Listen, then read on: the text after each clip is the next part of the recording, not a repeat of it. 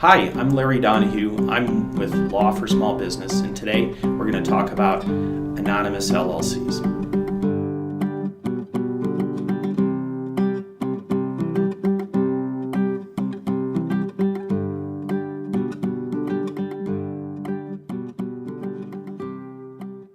There's a lot of misinformation out there, and I want to make sure you understand what some of the issues and challenges are. Specifically, as a lawyer, I have a duty, a professional responsibility. I can get disbarred. I can be sued for malpractice if I'm not careful about the solutions I provide to clients. That's the same for all lawyers in the United States. And so when you're considering an anonymous LLC, whatever your reasons are, one of them is going to be you want to remain anonymous and you want to make sure you can rely on that. Any lawyer, any good lawyer anywhere is going to be able to help you and help you competently. And I want to encourage you to consider talking to a lawyer before you go down this path.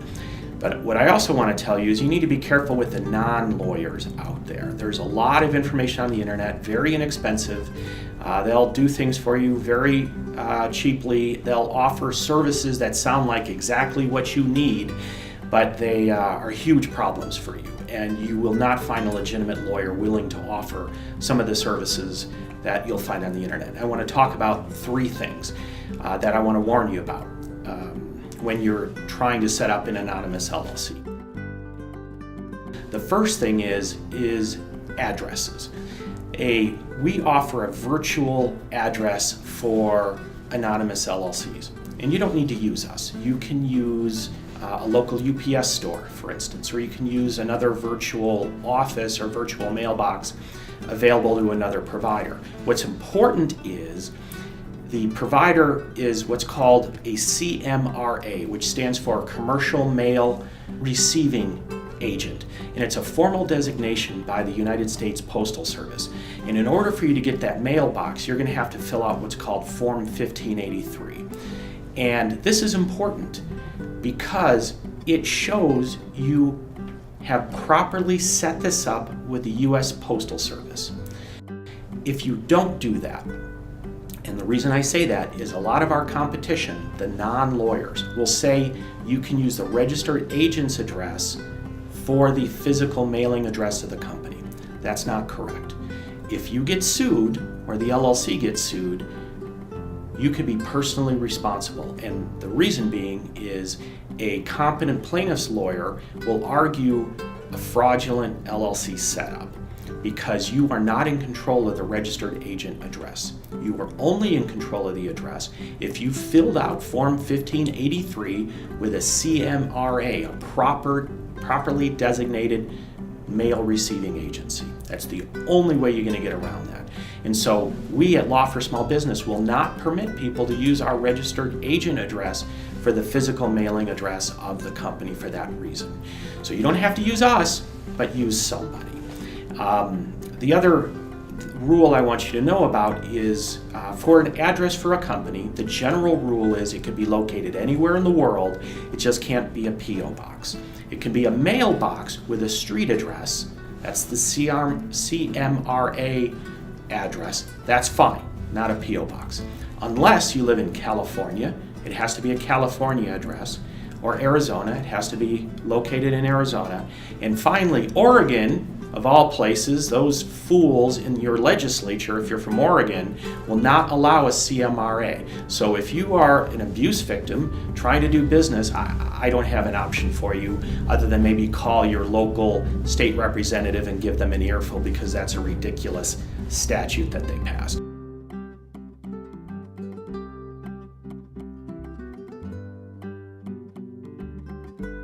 When you have an anonymous company, you're trying to be anonymous, obviously. You can't be anonymous from the IRS, banks, merchant account providers, others that need to know who the owner is because of some sort of credit situation or tax situation. So you can't be anonymous that way. Some providers will permit what's called nominee services out on the internet. And I really want to warn you about that. This is a big danger. What is a nominee anyway? Well, the IRS defines what a nominee is, and it's not what the rest of the internet says a nominee is. If you search for nominee services on the internet, you're going to find some of our competition willing to provide anonymous companies for you, and they'll provide nominee services, which basically means they call themselves a nominee of the company, which allows them to enter into certain contracts on behalf of the company. From a lawyer's perspective, I think that's the craziest thing in the world, and it creates significant risks both for the nominee as well as for the owner of the company. So you, considering Anonymous LLC, considering nominee services, what can go wrong? Well, you have this third party out here that can enter into contracts and sign on behalf of your company. Why on earth would you allow somebody to do that? They could potentially create fraudulent accounts, go get a credit card, do all kinds of things in your name. And you've given them the power to do that. I don't think you should do that to anybody that you don't know. From a nominee standpoint, how do they know you're not a terrorist or a criminal? And I'm not saying you are, but they don't know, and terrorists and criminals do want to do business anonymously. So how do they know that the person they're doing business with isn't a criminal that can then get them into criminal trouble or other kind of trouble? They don't know that. So what this means is, if somebody's offering nominee services, they're a joke, they're a hack. They don't know what they're doing, and I would strongly encourage you to avoid services like that. You need to deal with legitimate folks, legitimate lawyers in your jurisdiction if you need any kind of help. Now, from a lawyer's perspective, what we can do for people is called an attorney or power of attorney or attorney in fact. And so what we do for clients that we know is we will enter into a limited power of attorney for very specific situations and circumstances. It's well documented, it's well defined, it's in law.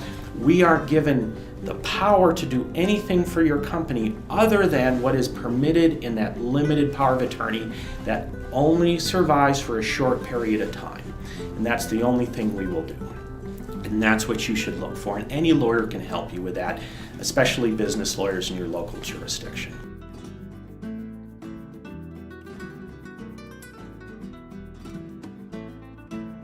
Finally, I want to talk about this issue of attorney-client privilege and confidentiality.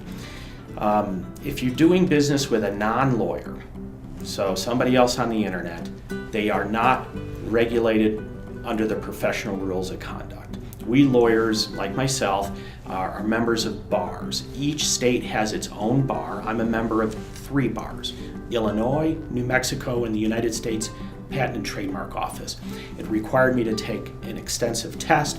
I had to have the proper credentials. I have to pay ongoing fees and continuing legal education. It's important to me.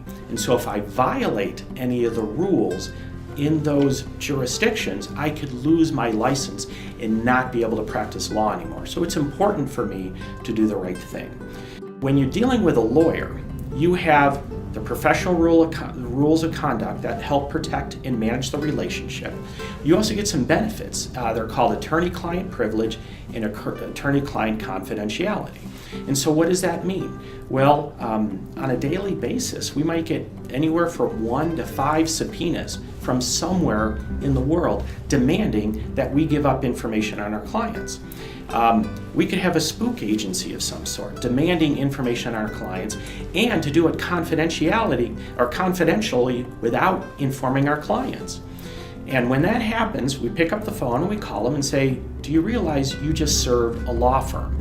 And I'm under a professional duty to notify my client. Do you want to continue to go forward with this? And they usually revoke it. In fact, they've always revoked it. So as a lawyer in a law firm, attorney-client confidentiality and privilege is really important. So if we had a district attorney's office try and subpoena us, they may not have the power to do so unless they're in our jurisdiction, number 1. And then 2, if they do have the power, let's say it's a grand jury or something, we pick up the phone and say, did you mean to subpoena a law firm and try and get attorney-client information? And most of the time they're going to revoke the subpoena because that would jeopardize their potential investigation. So there's a lot of stuff in the background that happens with a law firm or law office when you're dealing with registered agent services, virtual mailbox, and the protection we give. Now, just to be clear, attorney-client confidentiality and privilege is not absolute. If we have a federal grand jury, if it's a federal court or judge that issues an order, we would have to respond to it. We may have to disclose information in those circumstances, but we would do that in coordination with you, the client. Now, that's me, the lawyer, the law firm, and any lawyer or law firm is going to extend that kind of benefit to their clients.